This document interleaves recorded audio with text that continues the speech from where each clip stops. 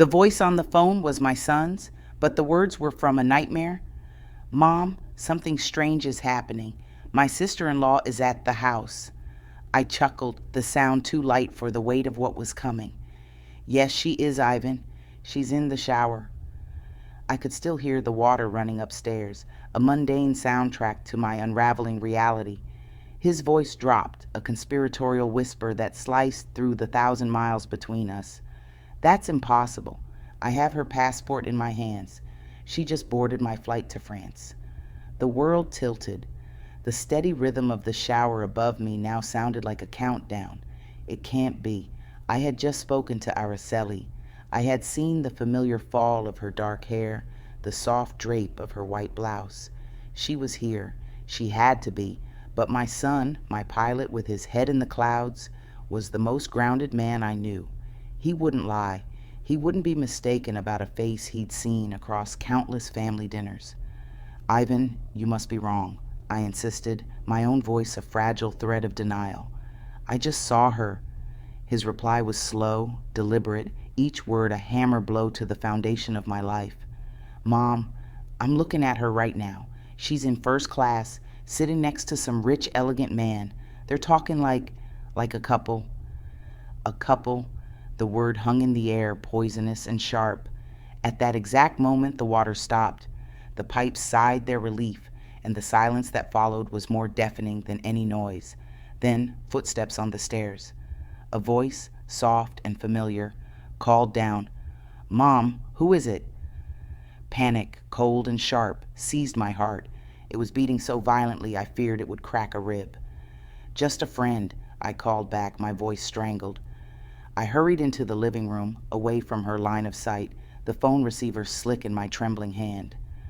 Ivan, she's here. She just finished her shower. You have to be mistaken. I was begging now, pleading with him to undo this impossible truth. Mom, his voice was flat, final.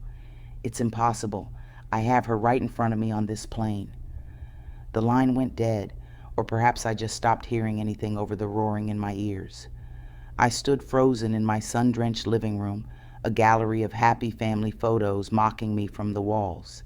2 Aracelis, one here, a ghost in my home, one there, a traitor in the sky. The question wasn't which one was real. It was far more terrifying. Which one was the lie? The facade of my life was a delicate porcelain vase, and Ivan's call had sent a hairline fracture snaking through it. Now, every sight, every sound threatened to shatter it completely. Araceli came downstairs, her skin glowing from the shower, her hair a damp cascade down her back. She smiled, that same sweet curve of her lips I'd loved for years. Mom, I'm going to the market early. Do you need anything?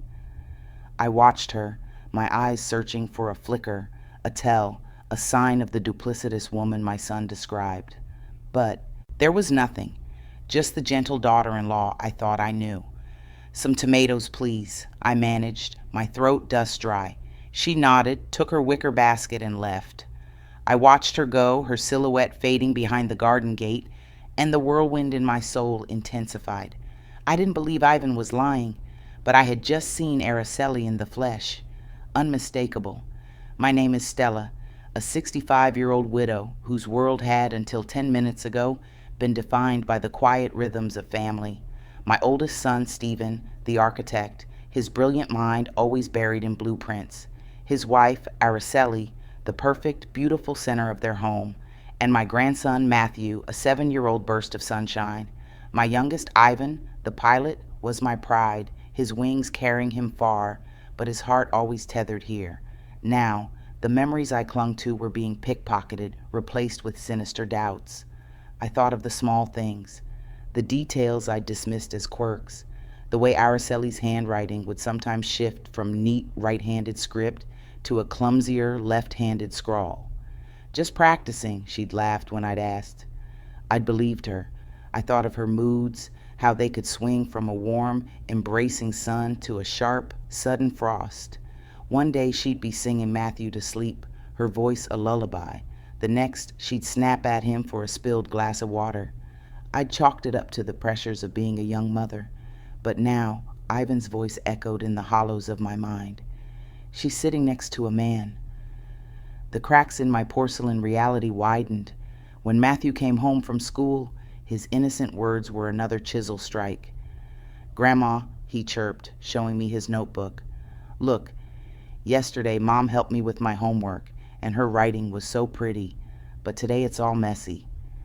He pointed to two distinct sets of handwriting, one elegant and familiar, the other rushed and alien. My blood ran cold. "She was probably tired, honey," I whispered, pulling him close, trying to shield him from the storm I felt gathering. Even my neighbor, Helen Collins, returned a plate later that afternoon with a curious glint in her eye. "Stella, your daughter-in-law is so kind. But yesterday I noticed she gave me this with her left hand. I thought she was a righty." The web of confirmation was tightening around me. It wasn't just me. The world was noticing the shifts in the woman we thought we knew. That evening at dinner, the fracture became a chasm. Matthew, in his cheerful clumsiness, knocked over his cup. Water flooded the tablecloth. I moved to clean it, laughing it off, but Araceli's voice cut through the room, sharp as shattered glass. "Matthew, why are you so clumsy? Be more careful." The air left the room. Stephen frowned. "Araceli, it was an accident." Her eyes flashed with a venom I'd never seen. "You always defend him. You always make me out to be the villain." I sat there, gripping my fork, watching this stranger wearing my daughter-in-law's face. This wasn't the gentle woman who had spoken of making my favorite roasted fish just hours ago. This was someone else, something else. The pieces were there, scattered around me like shards of broken glass. The changing hands, the swinging moods, the two sets of handwriting, and Ivan's unwavering testimony from 30,000 feet in the air. I could no longer pretend. I could no longer unsee what was now so glaringly obvious. I was not living with one daughter-in-law. I was living with two, and one of them was a ghost, a stand-in, a living, breathing lie. The betrayal was a physical ache, a cold stone lodged deep in my chest. But a mother's instinct is a force more powerful than grief, more relentless than doubt. It is a primal fire, and mine was now roaring to life. This was no longer about confusion, it was about invasion. Someone or something was threatening my nest, and I would not stand idly by. That night, after the tense dinner, I did not weep. I did not wail. I armed myself. In the drawer of my bedside table, I pulled out an old leather-bound notebook. Its pages were blank, waiting for a story I never thought I'd have to tell. My hand, though trembling with a lifetime of gentleness, was steady as I pressed the pen to paper. 3 p.m., I wrote, the ink a dark stain of my resolve. Araceli leaves for market. Sweet, wears white blouse, carries red basket. 6 p.m., I continued, my jaw tight. Araceli returns, irritable, wears blue dress, carries blue basket. Explanation, the other one broke. Each entry was a heartbeat of suspicion. A document did tear in the fabric of my reality. I was no longer a confused old woman. I was a chronicler of a crime, and the crime was the theft of my family's peace. The next day, I became a hunter in my own home. I watched her every move, a silent spectator to the performance. When she left the house, a plan solidified in my mind, born of a desperation I had never known. I had to know where she was going, who she was meeting. The following afternoon, the opportunity came. "Mom, I'm going to the market," she announced, her voice a perfect melody of normalcy. She wore a pale yellow floral dress, a vision of innocence. I waited until the gate clicked shut behind her. Then I moved. Grabbing my shawl, I followed, my heart a frantic drum against my ribs. I kept my distance, a ghost on her trail, my old bones protesting the pace. But she didn't turn toward the bustling market. Instead, she veered left, into a part of town I rarely visited, where the houses leaned against each other for support, and the air smelled of decay and struggle.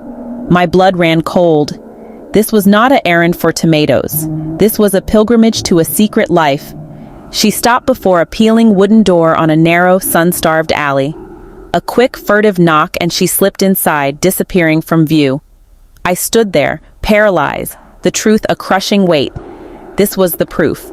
The confirmation that the woman in my son's bed, The woman raising my grandson was living a double life.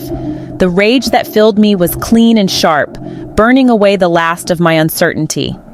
I turned and fled, not out of fear, but out of a need to strategize. I had to be smart. I had to be undeniable. When I returned home, breathless and shaken, I was met with a sight that stole the air from my lungs. Araceli was in the kitchen, but she was wearing a clean white blouse. The yellow floral dress was gone, as if it had never existed. She looked up from chopping vegetables, her gaze cold and assessing. "Where did you go, Mom? You're just getting back." The air crackled with unspoken war. She knew, or she suspected. The game had changed. I met her eyes, the ghost of a smile on my lips. The fearful mother was gone. In her place stood a woman ready for revenge, ready to expose the truth, no matter the cost. "My family has been betrayed," I whispered to the silent, watching walls of my home. "And I will have my reckoning." The confrontation was coming. I could feel it in the charged air, in the way Araceli's eyes would linger on me a moment too long. The house was a powder keg, and I was holding the match. But a true reckoning requires evidence, not just a grandmother's gut feeling. I needed to look the lie in the face. Armed with a family photo, a frozen moment of fraudulent happiness, I returned to that squalid alley. The stench of poverty and hopelessness was a stark contrast to the clean, middle-class illusion Araceli had so carefully maintained. I found a woman selling corn at a makeshift stand and showed her the picture. "Have you seen this woman?" I asked, my voice barely a whisper. She squinted, then nodded, pointing a grimy finger. "Yes, she goes to that house, number 14. My destiny was behind that stained wooden door. I walked forward, each step a lifetime, and knocked. The door creaked open, and I came face to face with my own nightmare. It was Araceli, and yet it wasn't. The same dark eyes, the same curve of the jaw, the same fall of hair. But where Araceli's gaze was often cool and calculated, this woman's was wide with fear and a profound sadness. She gripped a dirty rag in her hands, her knuckles white. "Araceli?" I stammered, my world shrinking to this single impossible point. She flinched, trying to slam the door, but a voice from inside stopped her. "Isadora, no more hiding." Another woman appeared, sharp, intelligent Lucy. "Mrs. Brooks," she said, her voice calm amidst the storm. "Please, come in. It's time you knew the truth." I stepped into the cramped, oppressive space, and there, in that wretched room, the entire horrifying puzzle was laid bare before me. Isadora, Araceli's identical twin sister, paid to impersonate her, to be her stand-in while she jetted off to France with her wealthy lover. The changing hands, the swinging moods, the two sets of handwriting, it was all because there were two different women. The betrayal was so much deeper, so much more coldly calculated than I had ever imagined. It wasn't just an affair. It was a systemic, premeditated deception that used a sister's desperation as a tool.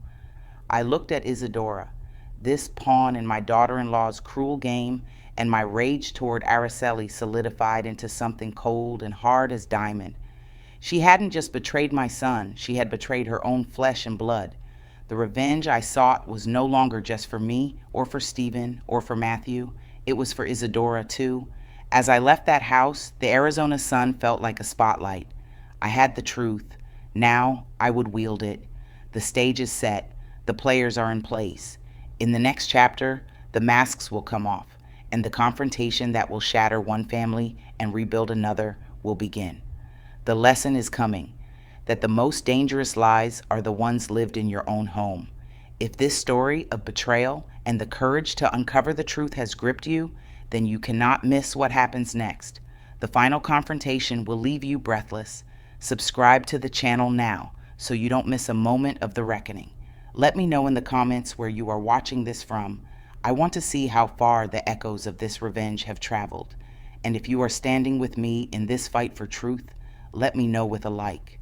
The truth was a weapon, cold and heavy in my hands. I stood on my porch, the Arizona sunset painting the sky in hues of fire, but I felt only an icy calm. The grieving, confused mother was gone. In her place stood a general, preparing for the final battle to save her family. I called Ivan, my voice stripped of all hesitation. Ivan, I need you home tomorrow night. Bring whatever proof you have of Araceli's flight. It's time. Mom, what's going on? He asked, his pilot's composure frayed with worry. The foundation of this family is rotten, son, and tomorrow we tear it down to rebuild. I hung up, the click of the receiver a definitive period to our old life. Next, I went to Isadora.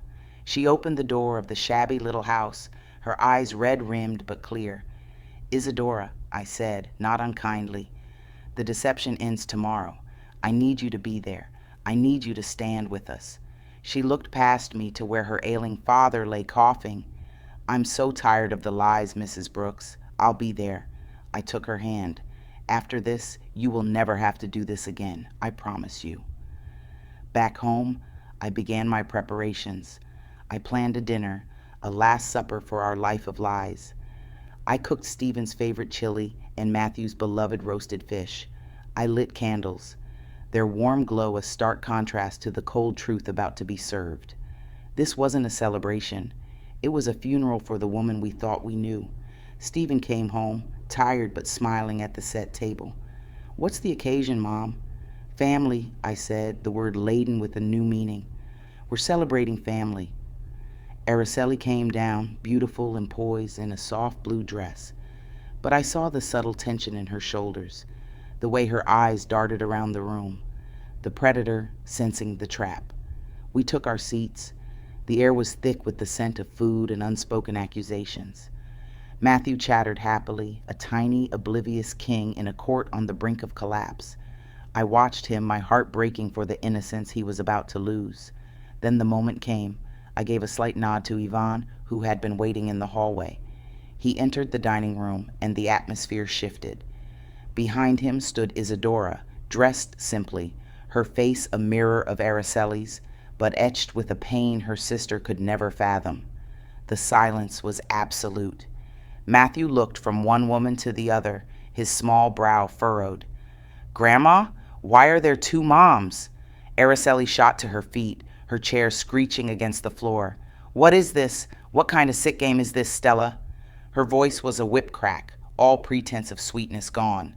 Sit down, Araceli, I commanded, my voice low and steady, resonating with an authority I didn't know I possessed. This is no game. This is an intervention. I began to speak. I laid out the entire sordid case like a prosecutor before a jury. I started with Ivan's call, the impossible phone call that first cracked our world open. I described the passport, the flight to France, the elegant man. I then moved to the evidence within our own home, the shifting handwriting, the volatile moods, the different colored baskets, the testimony of a confused little boy and observant neighbors. I held up my notebook. I have documented it all, the days of the sweet Araceli and the days of the cruel one. They weren't moods, they were different people. Araceli's face was a mask of fury and panic. You're a crazy old woman. You're inventing stories to turn my family against me. But Ivan stepped forward. He slammed a stack of papers onto the table. These are the flight manifests, Araceli. Your electronic passport was scanned in Paris while you were supposedly taking a shower here. Explain that. Then it was Matthew's turn. His small, trembling voice cut deeper than any evidence. It's true, Daddy, he whispered, staring at his mother. Some days my mom is nice and sings to me. Other days she scares me. I don't like the scary mom. Stephen, who had been sitting in stunned silence, finally turned to his wife. His face was ashen, his world visibly disintegrating. Araceli, for God's sake, tell me this isn't true. It was then that Lucy, who had entered quietly, spoke from the doorway. I can confirm it. I saw Araceli with Charles Thompson. They were intimate. It was she who hired and manipulated her own sister, Isadora, to play this part. The web was complete. The truth, undeniable and brutal, filled the room. Araceli looked at the ring of accusers, her husband, her son, her mother-in-law, her own twin sister. The mask finally shattered. The elegant, controlled woman vanished, replaced by a spitting viper of resentment. Fine, she screamed, the word tearing from her throat. Yes, it's true. All of it. I'm sick of it. I'm sick of this boring, middle class prison. I'm sick of being Stephen's perfect wife and Matthew's perfect mother. Charles offers me a life, a real life, one with luxury and excitement, not packed lunches and mortgage payments. She turned her venom on Stephen. And you're a drone, a good, hard-working, boring drone. You built us a cage with your blueprints and called it a home. The cruelty of her words was a physical blow. Stephen recoiled as if slapped. Matthew burst into tears, burying his face in my side. In the devastating silence, Isadora found her voice. It was soft, but it carried the weight of a lifetime of pain. Sister, she said, tears streaming down her face. They are good people. You didn't have to do this. You didn't have to hurt them or use me like this. Araceli shot her a look of pure contempt. You were always the weak one. You were happy to take the money. With that, she turned on her heel. She didn't look back at her weeping son or her shattered husband. She walked out of the dining room, out of the house, and out of our lives. The slam of the front door was the sound of a chapter ending, violently and forever. The aftermath was a landscape of pain. Stephen sat motionless, staring at the empty space where his wife had stood, the caricature of his marriage etched into his face. I held a sobbing Matthew, his small body shaking with the trauma of his mother's abandonment. But as I looked over my grandson's head, my eyes met Isadora's. In her gaze, I saw no triumph, only a profound sorrow and a flicker of hope. The bomb had gone off. The lies were ash. Now, amidst the rubble, we had to find a way to breathe again. In the days that followed, our house became a mausoleum of what had been. Stephen moved through it like a ghost, his spirit broken. The divorce proceedings were a cold, clinical affair. Araceli didn't contest it. She didn't ask for custody. She signed the papers with the same dismissive finality with which she had left, erasing us from her story as one might wipe dust from a shelf. I watched my son retreat into a shell of grief and self-doubt, his wife's cruel words echoing in the silence he carried with him. A boring drone, the architect who built cages. It was a poison designed to destroy him, and it was working. But nature abhors a vacuum, and so does a mother's heart. Into this void of despair, Isadora quietly stepped. She wasn't trying to replace her sister. That would have been another lie. Instead, she began to repair. She started coming by every day. She would bring food, not because we couldn't cook, but because it was a gesture of care. She would sit with Matthew, not as a performer playing a part, but as herself. She was patient, kind, and genuine. She didn't try to force a relationship. She simply built one, brick by honest brick. I watched one afternoon as Matthew, his small face serious, showed her a drawing. Aunt Isadora, will you teach me to draw a bird? She knelt down, her focus entirely on him. Of course, mijo, but you have to promise to make his wings big and strong so he can fly anywhere. The word mijo, my son, wasn't forced. It was a natural outpouring of the affection growing between them, and Matthew, in his innocent wisdom, began to call her Mom Isadora. It wasn't a betrayal of the mother he'd lost. It was an embrace of the one who had chosen to stay. Stephen watched this too. At first, it was from a distance, his pain a wall around him. But slowly, the sight of his son laughing again, of a woman treating him with unwavering kindness, began to chip away at the ice around his heart. One evening, I found Stephen in the living room, not staring into space, but watching Isadora read a bedtime story to Matthew. Her voice was soft and melodic, filling the house with a warmth it had been missing for months. He turned to me, his eyes haunted but clear. She's nothing like her mom, nothing at all. No, son, I said gently. She is her own person, and she has shown us who she is every single day since the truth came out. Weeks turned into a month. The shadow of Araceli began to recede, replaced by the steady, gentle light of Isadora. She cared for her ailing parents with a devotion that spoke volumes of her character, and still, she found the energy to bring light into our home. Then one night, Stephen asked me to stay in the living room after Matthew was asleep. He was nervous, wringing his hands. Isadora stood beside him, her face a mixture of anxiety and quiet hope. "Mom," Stephen began, his voice thick with emotion. "When everything fell apart, I thought I'd never feel whole again. I believed what she said about me." He took a deep breath. "But Isadora, she sees me, the real me, and she loves Matthew not out of obligation but from the depths of her heart." He turned to Isadora and knelt down on one knee. My hand flew to my mouth. "Isadora," he said, his voice breaking, "you didn't just help us pick up the pieces. You showed us we could build something new, something stronger and more beautiful. Please, will you do me the incredible honor of becoming my wife? Will you be Matthew's mother in every way that truly matters?" Isadora burst into tears, but they were tears of joy. She looked at me, seeking my blessing. I went to them, taking both their hands. My own tears flowed freely. "You," I said to Isadora, "have been the answer to a prayer I was too angry to even speak. This family is yours because you earned it with your honest heart." She threw her arms around me and then around Stephen. The yes was whispered, but it echoed through the house with the force of a new beginning. The wedding was small, held in our garden among the daisies I had tenderly nursed back to health. It wasn't a spectacle of luxury, but a testament to love forged in the fires of truth. Matthew, beaming in his little suit, was the proudest best man a father could have. Ivan stood as Stephen's best man, his smile as wide as the sky he flies, his part in uncovering the lie now culminating in this moment of pure, earned happiness. I sat in the front row, not as a vengeful matriarch, but as a grateful mother. I watched my son look at his bride, and I saw a man restored, a man who had been shown his own worth by a woman of integrity. I watched Isadora, in a simple, elegant dress, her face radiant with a happiness that was entirely her own, not stolen or fabricated, as they exchanged vows, promising to build a life on a foundation of honesty and respect. I thought of the brutal path that had led us here.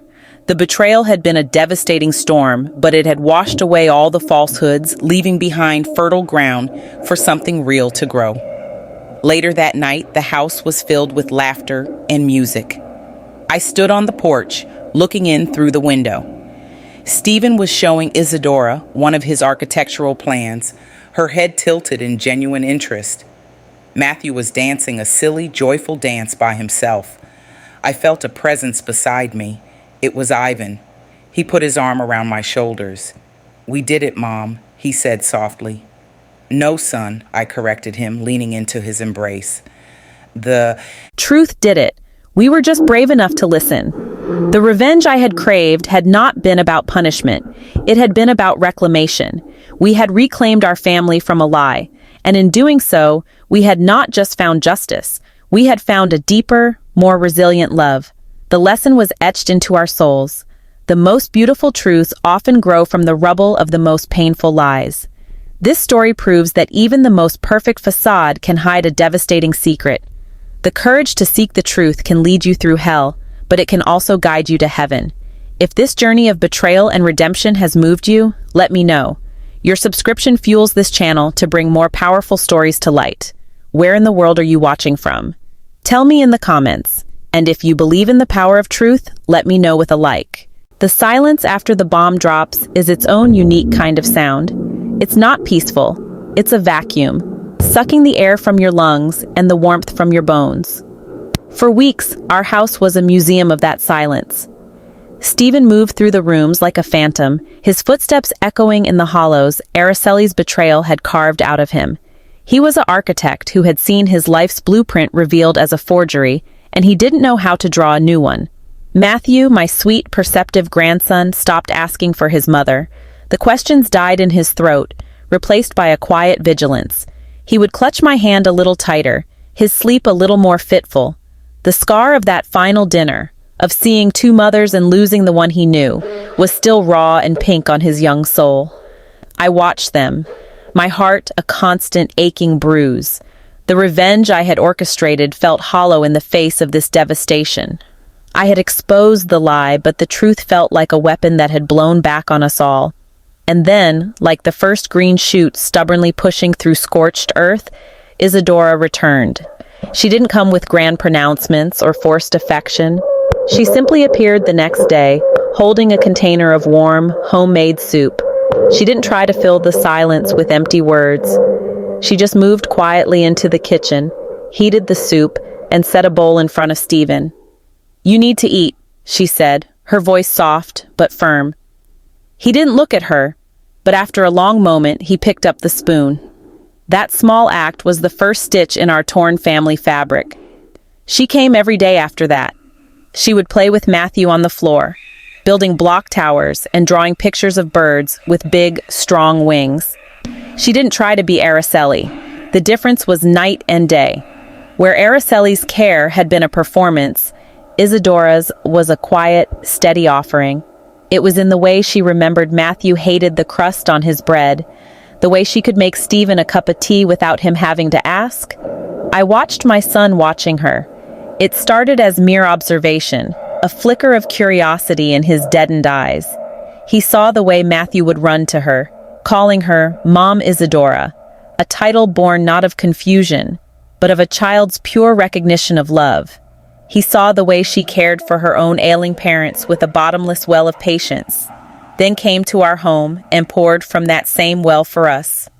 One evening, I found Stephen in the doorway of the living room, watching Isadora read to Matthew. She was doing the voices, making him giggle, a sound we hadn't heard in what felt like a lifetime. "She's nothing like her," he whispered to me, his voice rough with emotion. "Her kindness is not a strategy, it's just who she is." "The world tried to make her a shadow," I replied, "but she chose to be her own light." That was the turning point. The ice around Stephen's heart began to crack. He started talking to her, first about mundane things, the weather, a news story, then slowly about his work, his fears for Matthew, the crushing weight of his failure. Isadora didn't offer empty platitudes. She listened. She validated his pain. She saw the man he was, not the failure Araceli had told him he was. Their love didn't bloom like a sudden explosion. It grew like a deep-rooted tree, slowly, strongly, anchored in the shared soil of hardship and truth. It was built on the rubble of a lie, and therefore its foundation was unshakable. The night he proposed was one of the most beautiful moments of my life. He was so nervous, his hands trembling as he knelt in the very living room where his world had ended months before.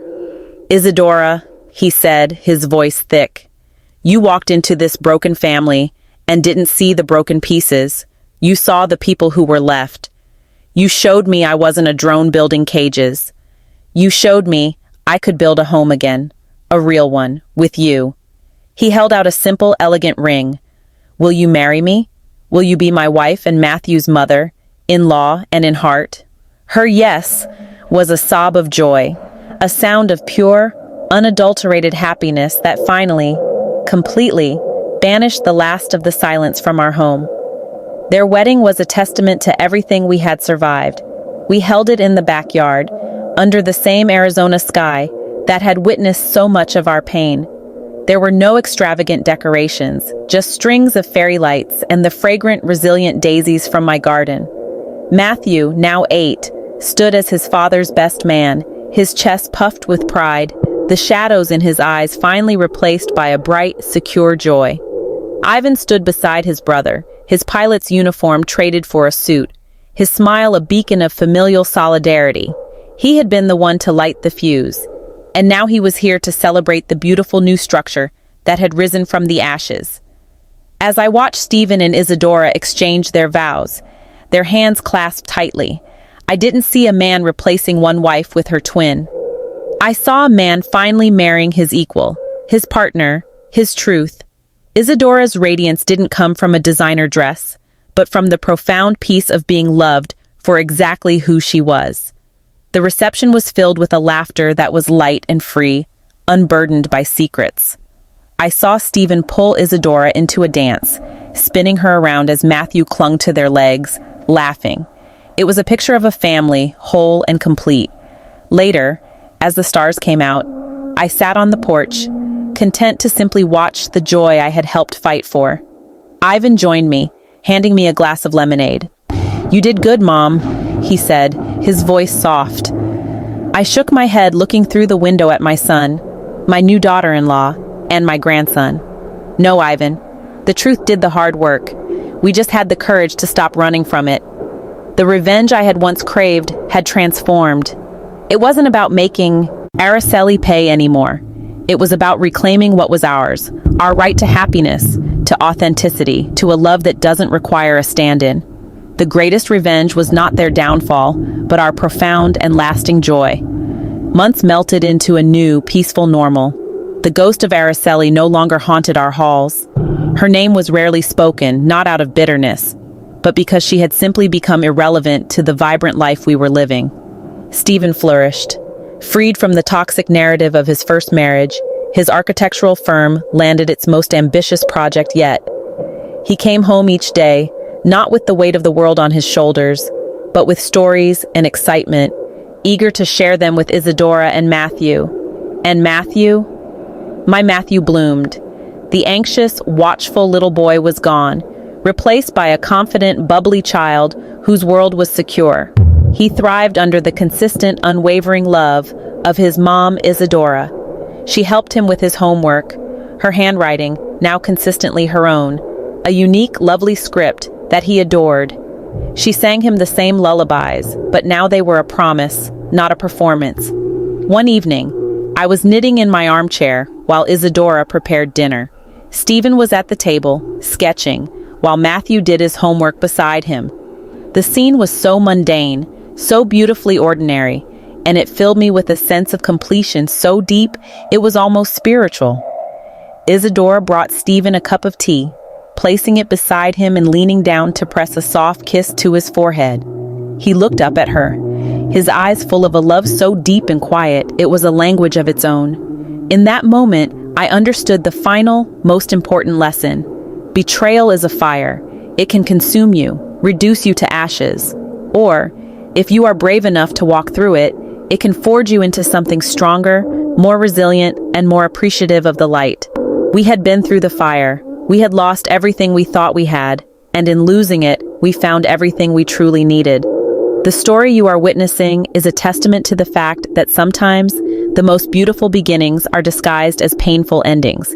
If this journey from the depths of deception to the heights of redemption has resonated with you, I need you to hear this.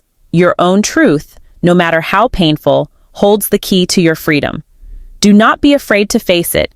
This story of a mother's fight is for everyone who has ever felt a whisper of doubt in their own home. If it has given you strength, let me know. Your subscription tells the algorithm that stories with heart and purpose matter. Share your thoughts in the comments. Where are you watching from, and what would you have done? And if you believe that honesty, no matter how painful, is the only path to real peace, let me know with a like. The final section, the conclusion of our journey, is coming next. Peace is not the absence of noise, but the presence of a harmonious sound. In our home now, that sound is the steady rhythm of a life built on an honest foundation. It's the hum of Stephen at his drafting table, sketching designs for a future he once thought was stolen from him. It's the melody of Isadora singing in the kitchen, her voice no longer an echo of her sister's, but a unique and cherished song of her own. And it's the bright, untroubled laughter of Matthew, a boy who learned too young about betrayal, but was shown just in time the redeeming power of unconditional love. I am Stella, the mother, the widow, the once avenger. I sit on my porch now, not as a sentinel watching for danger, but as a witness to a miracle I helped orchestrate. The daisies in my garden are in full bloom, their white faces turned toward the sun, resilient and beautiful. They are a living metaphor for my family. We were trampled, uprooted, and left for dead, but we were replanted in the rich soil of truth, and we grew back stronger. The ghost of Araceli is just that, a ghost, a faint, distant memory with no power to haunt us. We learned she moved to France with Charles Thompson, into the life of luxury she so desperately craved. We do not know if she found the happiness she sought. Frankly, we no longer care. Her story is a closed book on our shelf, its pages filled with a narrative we have no desire to reread. Our focus, our energy, our love, is for the vibrant, open story we are writing every day. The greatest revenge was never her punishment. It was our profound and lasting joy. It was watching Stephen, once a shell of a man accused of building cages, design a beautiful sunroom addition for our home, a space flooded with light, a physical manifestation of the openness he now embraces. It was watching him look at Isadora, not with the desperate hunger of a man needing validation, but with the quiet, deep satisfaction of a man who is truly seen and loved for who he is. And Isadora, my daughter-in-law in every sense that matters, she never tried to erase the past. Instead, she helped us transform it into a lesson. She ensured Matthew knew he was loved by a village. That family is not just blood, but a choice to show up day after day.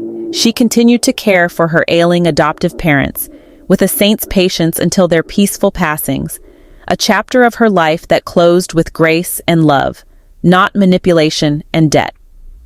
One afternoon, I found a small box on my bedside table. Inside was a silver locket. When I opened it, I saw two pictures. One was of a beaming Matthew, the other was a recent photo of me, Isadora, and Stephen, our arms wrapped around each other, our smiles effortless and real. There was no note, it required none.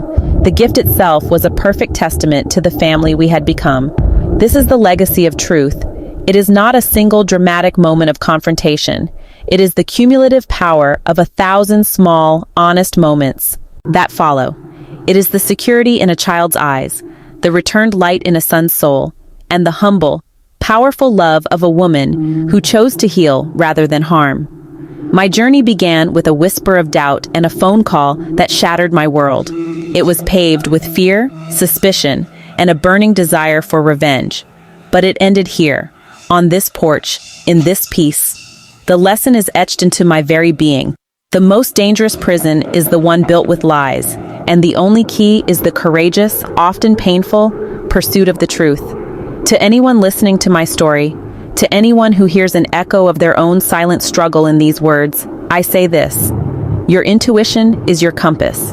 That gnawing feeling in the pit of your stomach, the small, inconsistent details that don't add up, they are not your imagination. They are your first line of defense. Do not let the fear of what you might find talk you into a life of comfortable delusion. The pain of the truth is temporary. The prison of a lie is a life sentence. I fought for my family. I used the weapon of truth to tear down a fraudulent reality, and from the rubble, we built a palace. The cost was high, but the reward, this profound, unshakable peace, was worth every moment of the battle. This is the end of my story of revenge, but it is the beginning of our story of redemption. A story I now pass on to you. A final word from Stella. If this story of a mother's fight, of betrayal and the hard-won victory of truth has touched you, then my purpose in sharing it is fulfilled. I shared my pain so that you might find your strength. I unveiled my family's darkest secret to show you that dawn always follows the night. This story has circled the globe, and I have heard from so many of you. Your comments, telling me where you are watching from. A small town in Norway, a bustling city in Mexico, a quiet village in Thailand, have humbled me. Your stories of your own struggles have solidified my belief that truth is a universal language. The algorithms that guide this platform are powerful. By subscribing to this channel, you tell them that stories with heart, with purpose, and with a message matter. You help ensure that this candle of courage reaches someone else sitting in the dark, afraid to confront their own truth. So I ask you now, directly, let your voice be part of this legacy. Click subscribe, leave a comment, and tell me where you are watching from and what this story meant to you. And if you believe, as I do, that honesty is the bedrock of any real love, let me know with a like. Your engagement is not just a click, it's a stand. It's a declaration that you too choose light over shadows, and truth over a comfortable lie. Meanwhile, on the final screen, I am leaving you with two of this channel's most beloved stories. I am sure they will surprise you, and I hope they will keep you anchored in the power of a story well told. Thank you. Thank you for listening. Thank you for your courage, and may God bless you on your own path to truth.